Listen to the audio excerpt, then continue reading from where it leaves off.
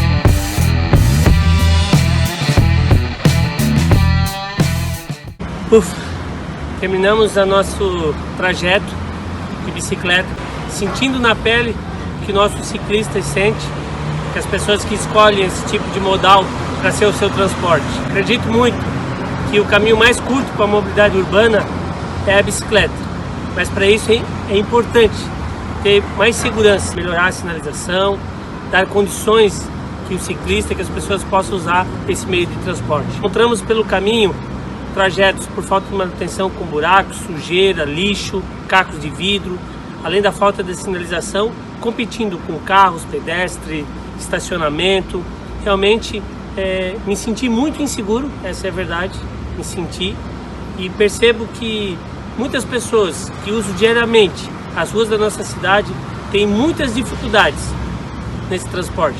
Por isso é preciso planejar, investir e ter como prioridade para a mobilidade urbana a construção e execução de novas ciclofaixas, trazendo segurança e dando a oportunidade para que as pessoas possam utilizar da bicicleta como meio de transporte.